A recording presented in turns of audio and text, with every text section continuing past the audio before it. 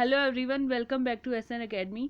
Guys, आज हम जो हमारे फर्दर स्टेप बच गए थे रिसर्च के, उनको कवर करने वाले हैं। ठीक है, तो सबसे पहले सब्सक्राइब कर दो चैनल को, अगर किया नहीं अभी तक। बेल आइकन को प्रेस कर दो गाइज, वीडियोस के नोटिफिकेशन आपको टाइम टू टाइम मिलते रहेंगे। गाइज, हम यहाँ पे आपको पूरा paper 1 free of cost provide करवा रहे हैं। ठीक है, तो ज़्यादा से ज़्यादा शेयर करो चैनल को, जिससे स्टूडेंट बेनिफिट ले सके। जो हमारे यूनिट 4 है पेपर 1 की कम्युनिकेशन वाली, वो कंप्लीट हो चुकी है विद एमसीक्यूज। जो यूनिट 6 है लॉजिकल रीजनिंग वाली, वो भी विद एमसीक्यूज कंप्लीट हो चुके हैं। और अभी हमारी चल रही है यूनिट 2। ठीक है, तो इसको भी विद एमसीक्यूज हम कवर करने वाले हैं गाइज। और सारे जितने भी हमारे टॉपिक गिवन है सिलेबस में, उन सबको अच्छे से कवर करेंगे। ठीक है, तो चलो अब स्टार्ट करते हैं आज की क्लास को। जितने भी हमारे स्टेप बच गए थे उनको कवर करेंगे आज। ठीक है, तो जो हमारा फर्स्ट लेक्चर हुआ था कल वाला, उसमें मैंने आपको यहाँ तक करवा दिया था, रिसर्च इंस्ट्रूमेंट तक।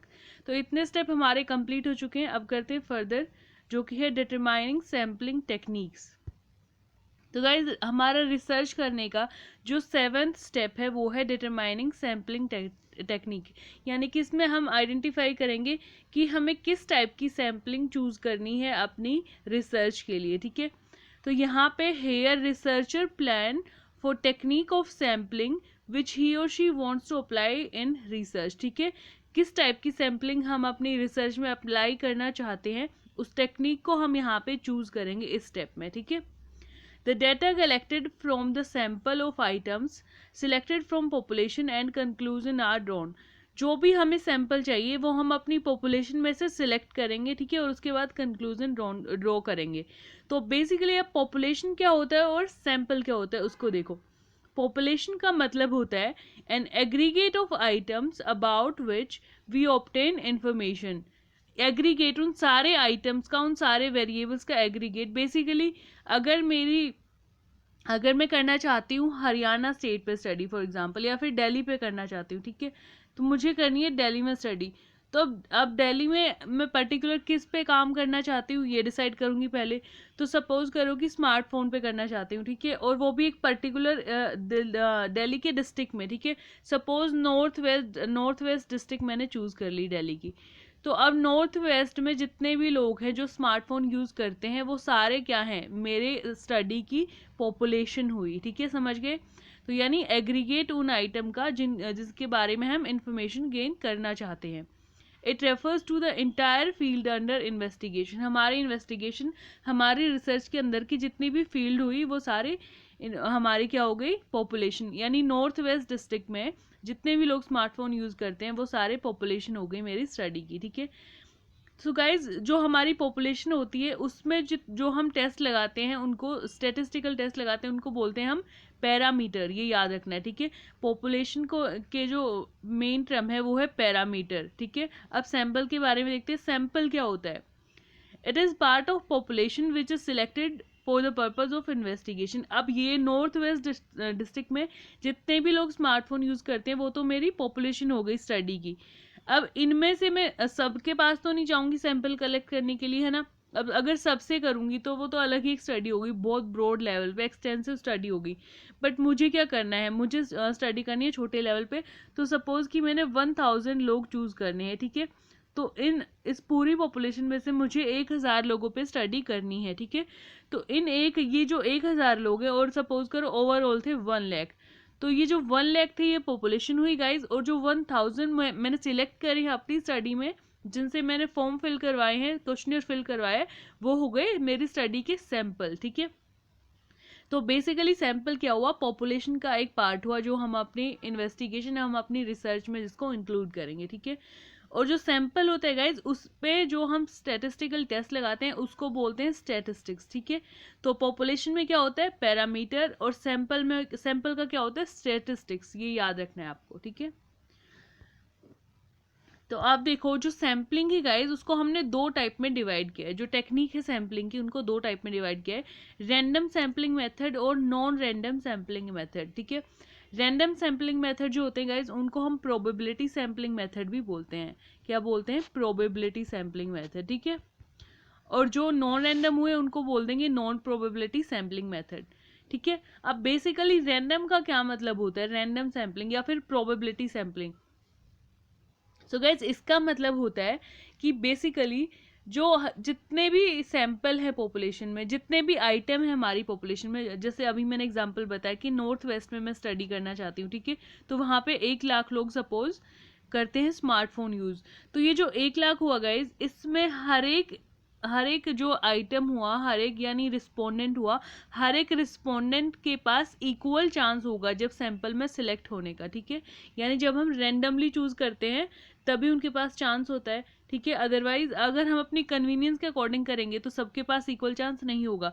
सपोज मैं नॉर्थ वेस्ट की एक जगह पे रहती हूँ, एक कॉलोनी में, तो मैं वहाँ पे वहीं के सारे 1,000 लोगों से मैंने फॉर्म फिल करवा लिए, बट ये रैंडम नहीं हुआ, ये क्या हो गया, नॉन रैंडम, ठीक है। क्योंकि यहाँ पे क्या है, सबके पास, अगर मैं एक ही कॉलोनी से फिल करवा रही हूँ तो सबके पास पूरे 1 लाख के पास के सैंपल में इंक्लूड होने का चांस है, नहीं है, क्योंकि मैं उन्हीं लोगों से करवाऊंगी जहाँ पे मुझे सही लग रहा है, ठीक है।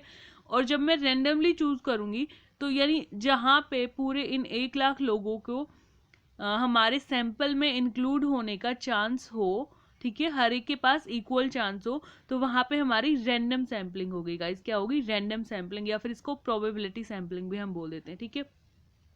और नॉन रैंडम कौन सी होगी, जहाँ पे सैंपल्स के पास इक्वल चांस नहीं होता सिलेक्ट करने का, ठीक है।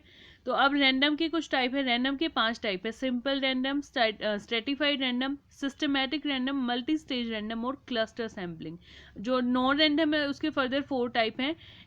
फर्स्ट है डेलिब्रेटेड, जिसको पर्पसिव और जजमेंटल सैम्पलिंग भी बोलते हैं, then convenience sampling, then quota sampling and then extensive sampling, ठीक है। अब इनको देखते हैं डिटेल में, क्योंकि इसमें से क्वेश्चन हमारा पक्का आता है एग्जाम में, सैम्पलिंग में से।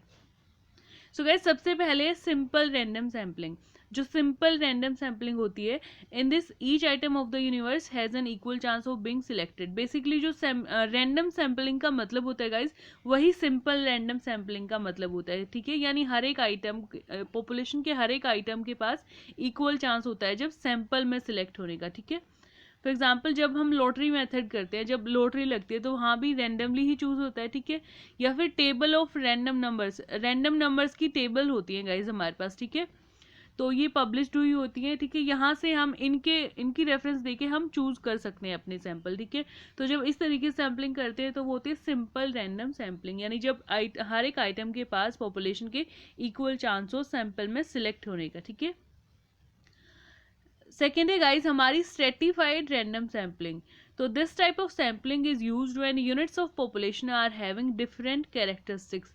अब जितने भी हमारी पॉपुलेशन है, अलग अलग कैरेक्टरिस्टिक्स है सबकी, ठीक है। तो उस तरीके से जब होती है पॉपुलेशन, तो हम क्या करेंगे, अगर अलग अलग कैरेक्टरिस्टिक्स हैं तो हम ग्रुप्स बना लेंगे, ठीक है, सेम सेम। अब जिनकी सेम कैरेक्टरिस्टिक होंगे उनको एक ग्रुप में रखेंगे, बाकी को दूसरे में, तीसरे में।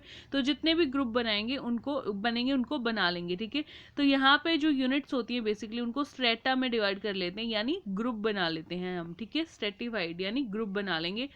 Then sample are chosen from each unit randomly. उसके बाद हर एक ग्रुप में से कुछ जो है यूनिट हम सिलेक्ट कर लेंगे, रैंडमली चूज करेंगे।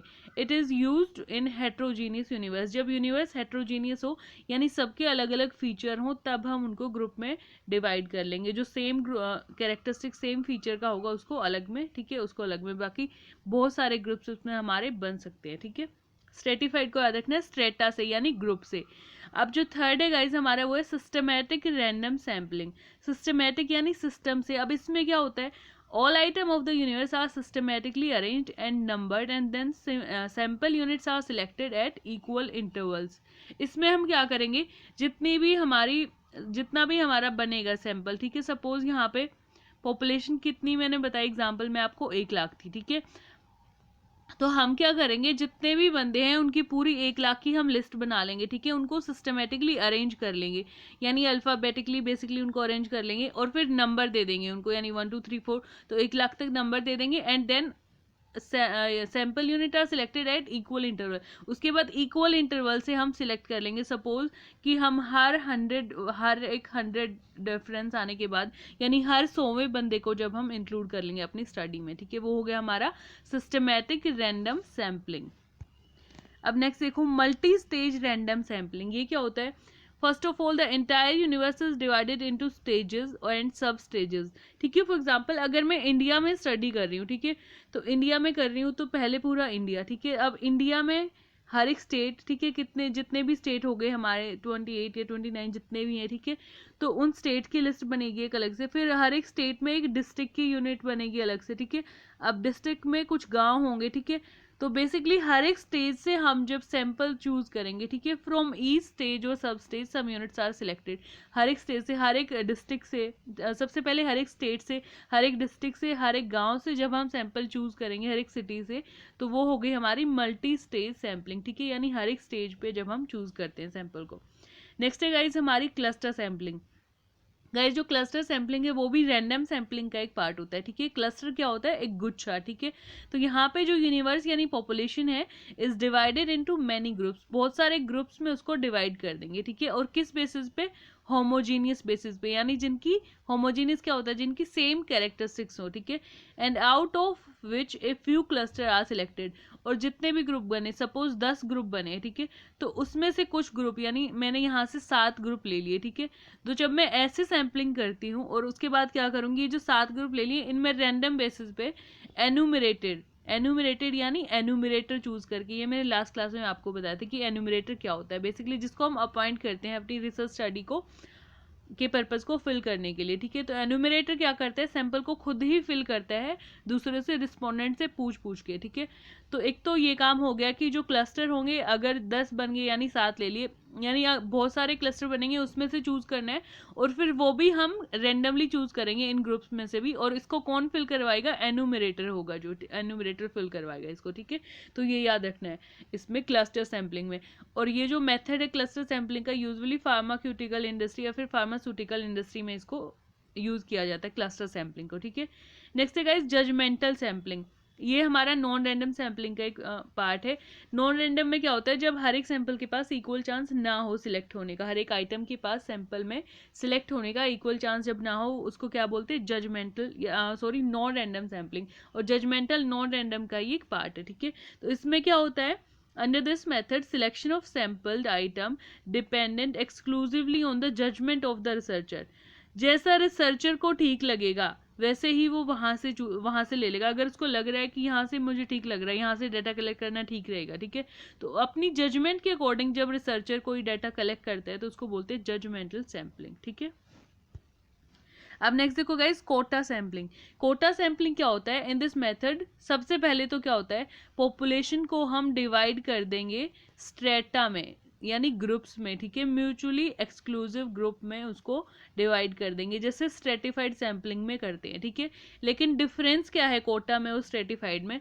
But the unit is chosen on judgement of the investigator. लेकिन जो ग्रुप बनेंगे ना वो रिसर्चर की या फिर इन्वेस्टिगेटर की जजमेंट पे बनेंगे, ठीक है। और जहाँ पे जजमेंट आ गई यानी नॉन रैंडम सैम्पलिंग की बात आ गई, ठीक है। तो इसलिए ये कोटा सैम्पलिंग में ये होता है, पहले ग्रुप बनेंगे बट वो किस पे बनेंगे? जजमेंट पे, ठीक है। यानी हर एक के पास सैंपल में आने का इक्वल चांस नहीं होगा हर एक आदमी के पास, ठीक है। अब नेक्स्ट देखो कन्वीनियंस सैम्पलिंग, ठीक है। कन्वीनियंस में क्या है? In this type of sampling, the choice of sample is left completely to the convenience of investigator. Suppose मैं नॉर्थ वेस्ट दिल्ली की एक कॉलोनी में रह रही हूँ, ठीक है, तो यहाँ पे ही मैंने अपने एरिया से ही सारे सैंपल चूज कर लिए क्योंकि मुझे यही कन्वीनियंट था, ठीक है। तो यहाँ पे हमारी नॉन रैंडम सैम्पलिंग होगी और ये कन्वीनियंस सैम्पलिंग होगी, ठीक है। अब लास्ट है गाइस एक्सटेंसिव सैम्पलिंग। ये क्या होता है? एक्सटेंसिव यानी बड़े लेवल पे होता है, ठीक है। तो हेयर सैंपल, यहाँ पे जो सैंपल साइज होता है गाइस वो ऑलमोस्ट पॉपुलेशन के जितना ही होता है। यानी अगर 1 लाख लोग हैं तो सपोज मैं 90,000 पे अगर कर रही हूँ, 90,000 सैंपल चूज कर रही हूँ, तो वो मेरी एक्सटेंसिव सैम्पलिंग होगी, ठीक है, जहाँ पे 90% ऑफ द यूनिवर्स का मैं सैंपल साइज ले रही हूँ, ठीक है। एक्सटेंसिव यानी बड़े लेवल पे। अब नेक्स्ट स्टेप देखो गाइज रिसर्च का क्या होता है? Writing research proposal. अब हमें प्रपोजल लिखना है, ठीक है। डेटा कलेक्शन के बाद हम प्रपोजल लिखते हैं। तो बेसिकली गाइज क्या होता है? रिसर्च प्रपोजल क्या होता है? आप में से बहुत सारे लोग पीएचडी के लिए अप्लाई कर रहे होंगे, ठीक है। तो जब हम पीएचडी के लिए अप्लाई करते हैं तो वो लोग हमारा इंटरव्यू लेते हैं, ठीक है। और उस इंटरव्यू में क्या पूछते हैं? वो बोलते हैं कि अपना रिसर्च प्रपोजल लेके आओ यहाँ पे, यानी हमें बताओ कि आप क्या काम करना चाहते हो। सबसे पहले तो आपने क्या काम किया है, पहले कोई रिसर्च करी है क्या, ठीक है। उसके बाद आप क्या काम करना चाहते हो, क्या पर्पज़ है आपकी स्टडी का, किस टाइप का डाटा चूज करोगे, यानी वो सारा ओवरव्यू हमारे रिसर्च का ब्लूप्रिंट हमसे पूछना चाहते हैं, ठीक है। तो research proposal is written by researcher, researcher लिखता है इसको, 3 to 7 पेजेस का होता है या ज़्यादा भी हो सकता है 10-15 पेजेस का हो, ठीक है, विच represents the way in which study will be get into reality. तो वो रास्ता पूछते हैं बेसिकली, यानी कि कैसे आप काम करना चाहते हैं। It is mostly written for PhD और मास्टर थीसिस के लिए लिखा जाता है, ठीक है, या फिर किसी इंडस्ट्रियल पर्पज़ के लिए कोई रिसर्च हो रही है तो उसमें भी इसको यूज़ कर लेते हैं। और बेसिकली ये क्या होता है, इट इज़ आउटलाइन और summary of the research project, ठीक है।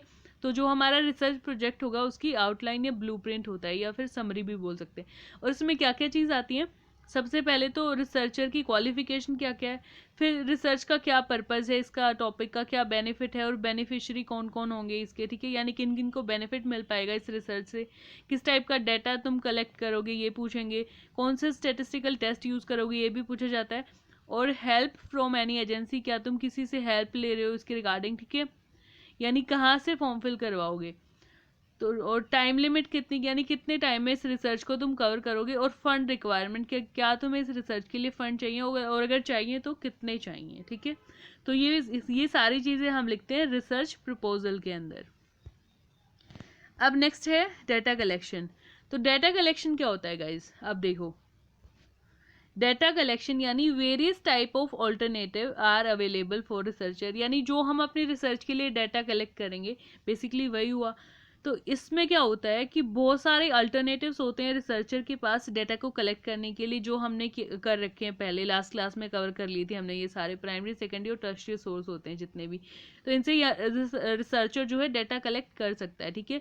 Researcher has to carefully select, और केयरफुली सिलेक्ट करना होता है रिसर्चर को कि उसकी रिसर्च का बेसिस क्या है, पर्पज़ क्या है, कॉस्ट कितनी आएगी, टाइप कैसा है उसकी रिसर्च का, और कैसा नेचर है उसकी रिसर्च का गाइज। इन सारी बातों को ध्यान में रखते हुए हम डाटा कलेक्ट करते हैं, ठीक है। अब जो प्राइमरी डाटा होता है बेसिकली वो कहाँ कहाँ से कवर कर सकते हैं, ऑब्जर्वेशन के थ्रू, मेल्ड क्वेश्चनियर के थ्रू, इंटरव्यूज़ के थ्रू कवर किया जा सकता है। और जो सेकेंडरी है वो पब्लिश्ड और अनपब्लिश्ड सोर्स जो होते हैं हमारे, वहाँ से हम इस डेटा को कलेक्ट कर सकते हैं, जो डेटा बेसिस होते हैं, ठीक है। ये सब हमने लास्ट क्लास में कवर कर लिया था गाइज, ठीक है। अब नेक्स्ट देखो, तो गाइज जब हम डाटा कलेक्ट कर लेते हैं उसके बाद हमें करना है डाटा का प्रोसेसिंग और एनालिसिस। अब प्रोसेसिंग क्या होता है और एनालिसिस क्या होता है वो देखो। प्रोसेसिंग का मतलब है guys, in this step editing, coding and classification and tabulation is done. Processing का मतलब है जो हमारा डाटा हमने कलेक्ट कर लिया उसको एडिट करेंगे, ठीक है। अब एडिट का मतलब क्या होता है, एडिट मीन्स आइडेंटिफाई करेंगे अगर कोई एरर है और उसको एरर को मिनिमाइज कर देंगे, ठीक है। और देन कोडिंग करेंगे, कोडिंग यानी कोड्स में डिवाइड कर देंगे, ठीक है। और कोडिंग हम क्यों करते हैं, so that variable can be measured, ठीक है। सपोज हमारे पास मेल और फीमेल है, तो हमने जेंडर में लिखा है मेल और फीमेल, तो यहाँ पे हम इसको कोडिंग कर देंगे, हमने मेल को 1 दे दिया, फीमेल को 2, ठीक है। कोई भी नंबर दे सकते हैं या फिर 0 और 1 भी दे सकते हैं। तो कोडिंग बेसिकली किस लिए करते हैं, ताकि वेरिएबल्स को मेजर किया जा सके क्वांटिटी में, ठीक है। देन जो हमारा डाटा है कोडिंग करने के बाद हम उसको क्लासीफाई करेंगे। क्लासीफाई किस बेसिस पे करेंगे, कॉमन फीचर्स के अकॉर्डिंग उनको क्लासीफाई यानी ग्रुप्स में डिवाइड कर देंगे। देन टेबुलेशन यानी हम टेबल तैयार कर लेंगे, अपने डाटा की समरी बना लेंगे टेबुलर फॉर्म में, ठीक है, जिससे जो डाटा का एनालिसिस है वो ईजिली हो जाएगा, ठीक है। और ये सारे स्टेप करने के बाद, प्रोसेसिंग करने के बाद, यानी एडिटिंग हो गई, कोडिंग हो गई, क्लासिफिकेशन और टेबुलेशन, इसके बाद हम क्या करेंगे, हम डाटा को एनालाइज करेंगे, ठीक है, एनालिसिस करेंगे डाटा का।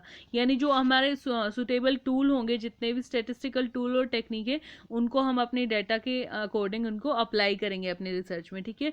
तो जो स्टैटिस्टिकल टेक्निक होती हैं guys, that are applied on the basis of objective of the study के, हमारी स्टडी के ऑब्जेक्टिव के बेसिस पे हम स्टैटिस्टिकल टूल को यूज़ करते हैं, ठीक है।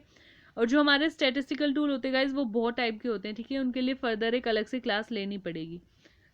बट अभी के लिए इतना ही है कि जो स्टैटिस्टिकल टेक्निक है उनको 2 टाइप में डिवाइड कर दिया, पैरामेट्रिक टेस्ट और नॉन पैरामेट्रिक टेस्ट, ठीक है। पैरामेट्रिक टेस्ट कौन से होते हैं, बेसिकली इनके बीच में ये डिफरेंस है गाइज, जो पैरामेट्रिक होते हैं वो कुछ अजम्पशन पे बेस्ड होते हैं, ठीक है। और सबसे मेन और इम्पोर्टेंट अजम्पशन जो डिफरेंस हमें याद रखना है वो ये है कि अगर डाटा हमारा नॉर्मल है तो वहाँ पे हम पैरामेट्रिक टेस्ट लगाएंगे, अगर डाटा में नॉर्मेलिटी नहीं है तो वहाँ पे हम नॉन पैरामेट्रिक टेस्ट का यूज़ करेंगे, ठीक है। और जो पैरामेट्रिक टेस्ट होते हैं वो बेसिकली होते हैं जैसे टी टेस्ट हो गया, जेड टेस्ट हो गया, अनोवा, ये पैरामेट्रिक हो गए। और नॉन पैरामेट्रिक जहाँ पे यानी नॉर्मेलिटी की एजम्पशन हमें फुलफिल नहीं करनी, वो हो गए हमारे sign test, Mann Whitney U test, Kruskal Wallis test और फ्राइडमैन टेस्ट, ये हमारे हो गए। ठीक है, तो हम ये टेस्ट लगा के हम अपने डाटा को क्या करेंगे, एनालाइज करेंगे। ठीक है, अब डाटा को एनालाइज करने के बाद हम क्या करेंगे, हम करेंगे हाइपोथेसिस टेस्टिंग, यानी जो हाइपोथेसिस हमने स्टार्ट में बनाई थी, नल हाइपोथेसिस और अल्टरनेट हाइपोथेसिस, अब एनालिसिस के बाद उनको टेस्ट करने का टाइम आ चुका है। ठीक है, so now we apply statistical test to check authenticity of the hypothesis और टू चेक द हाइपोथेसिस। अब हम क्या करेंगे, ये टेस्ट हम किस लिए लगाते हैं, एनालिसिस हम किस लिए करते हैं, ताकि हमें पता लगे कि जो हाइपोथेसिस यानी जो अजम्पशन हमने रिजल्ट को लेके लगाई थी वो सही आई है या गलत आई है। ठीक है, वो हमारी जो अजम्पशन है, हाइपोथेसिस है, वो ट्रू है या फॉल्स है। ठीक है, सो गाइस हाइपोथेसिस को टेस्ट करने के लिए प्रोसीजर है, इसमें से एग्जाम में क्वेश्चन आ जाता है। ठीक है, प्रोसीजर को ध्यान से देखो। सबसे पहले क्या करेंगे, सबसे पहले हम क्या करते हैं रिसर्च में, बेसिकली हम नल हाइपोथेसिस और अल्टरनेट हाइपोथेसिस को सेटअप करते हैं यानी बनाते हैं। ठीक है, उसके बाद setup a suitable level of significance और कॉन्फिडेंस।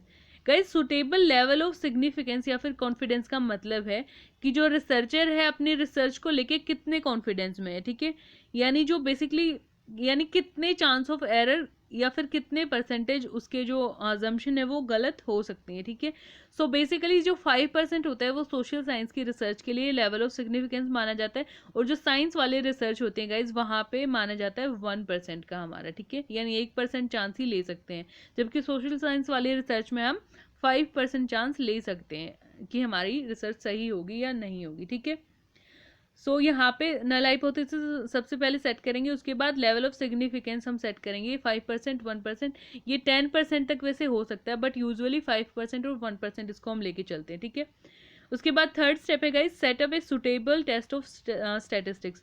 उसके बाद हमें टेस्ट आइडेंटिफाई करना है कि कौन सा हम लगाएंगे, टी टेस्ट, जेड टेस्ट, या फिर कौन सा टेस्ट इसमें अप्लाई करेंगे। ठीक है, और जब टेस्ट अप्लाई कर देंगे तो हम नेसेसरी कैलकुलेशन, जितनी भी कैलकुलेशन होंगी उनको कंप्लीट करेंगे, उसके बाद हम डिसीजन लेंगे। ठीक है, और डिसीजन लेने में हम क्या देखते हैं गाइस, सबसे पहले तो कैलकुलेटेड वैल्यू, जो वैल्यू हमारी कैलकुलेशन के बाद आई है उसको कंपेयर करेंगे टेबल वैल्यू से। जैसे हमारा टी टेस्ट हो गया, जेड टेस्ट हो गया, तो सबकी एक एक टेबुलर फॉर्म हमें ऑलरेडी हमारी गिवन है। ठीक है, तो उस टेबल वैल्यू से हमें मैच करनी होती है हमारी कैलकुलेटेड वैल्यू। हमें एक बात याद रखनी है गाइज यहाँ पे कि जो कैलकुलेटेड वैल्यू है अगर वो टेबल वैल्यू से कम है, अगर वो टेबल वैल्यू से कम है तो जो हमारी हाइपोथेसिस है उसको एक्सेप्ट करेंगे। ठीक है, अगर टेबल वैल्यू से कम है कैलकुलेटेड वैल्यू तो हाइपोथेसिस को एक्सेप्ट करेंगे।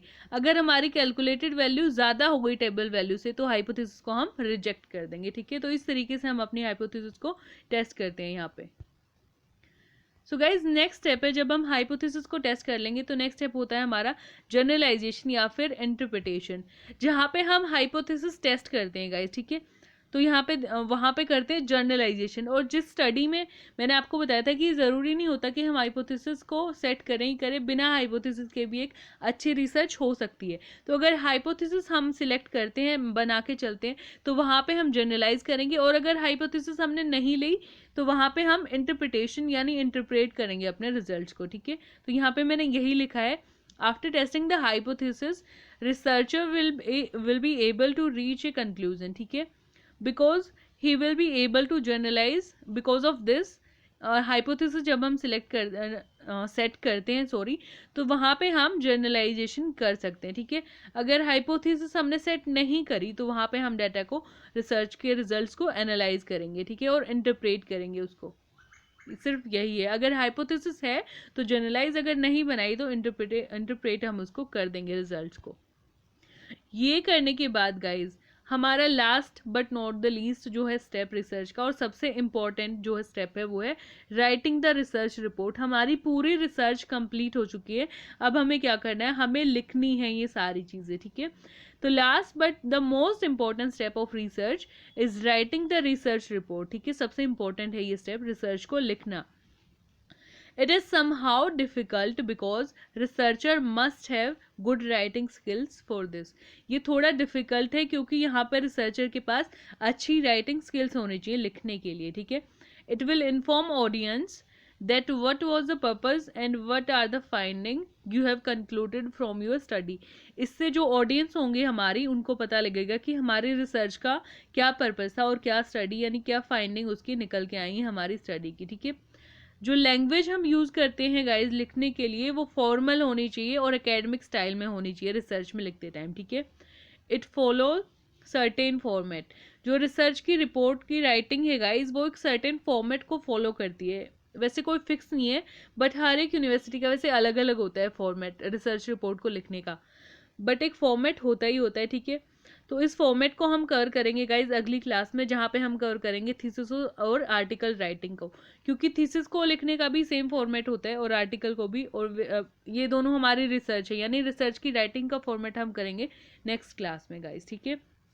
आज के लिए गाइज इतना ही है। सब्सक्राइब कर दो चैनल को अगर अभी तक किया नहीं है, बेल आइकन को प्रेस करो, वीडियोस के नोटिफिकेशन मिलेंगे।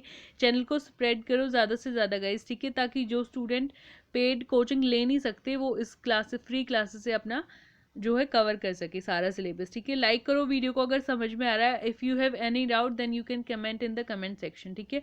सो गाइज अगर टेलीग्राम से आपको नोट चाहिए तो यहाँ पे आप जा सकते हो, SN Academy UGC नेट लिख के सर्च करोगे, नीचे लिंक में डिस्क्रिप्शन में लिंक भी मैंने डाला हुआ है, ठीक है। तो यहाँ से आप ले सकते हैं सारी PDF जो मैंने कवर करवाई है अभी तक। That's all for today, thanks for watching guys.